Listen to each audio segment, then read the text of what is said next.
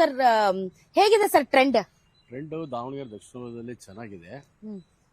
ಈಗ ನಾನು ಒಬ್ಬ ಇಲ್ಲಿ ಮತದಾರನಾಗಿ ಹೇಳ್ಬೇಕಂದ್ರೆ ದಾವಣಗೆರೆ ದಕ್ಷಿಣ ಶಾಮನೂರು ಶಿವಶಂಕರಪ್ಪಾಜಿ ಅವರ ಕ್ಷೇತ್ರ ಅದು.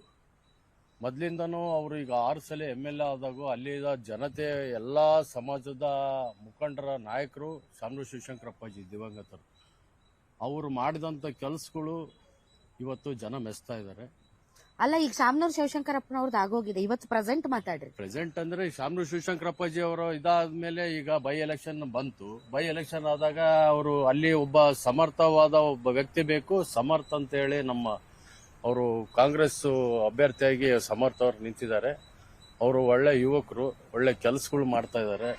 ಅವರು ತಾಯಿನೂ ಕೆಲಸ ಮಾಡ್ತಾ ಇದ್ರು MP ಆಗಿ. ಅವರು ಜಿಲ್ಲಾ ಉಸ್ತುವಾರಿ ಸಚಿವರಾದ SS ಮಲ್ಲಿಕಾರ್ಜುನ್ ಅವರು ಬಹಳ ಅನೇಕ ಕೆಲಸಗಳು ಮಾಡಿದ್ದಾರೆ. ರೋಡ್ಗಳಾಗ್ಲಿ, ಚರಂಡಿಗಳಾಗ್ಲಿ, ಪ್ರತಿಯೊಂದು ಪಾರ್ಕ್ಗಳಾಗ್ಲಿ, ಕೆಲವೊಂದು ಸಾರ್ವಜನಿಕರಿಗೆ ಬೇಕಾದ ಎಲ್ಲಾ ಸವಲತ್ತುಗಳನ್ನು ಕೊಟ್ಟಿದ್ದಾರೆ.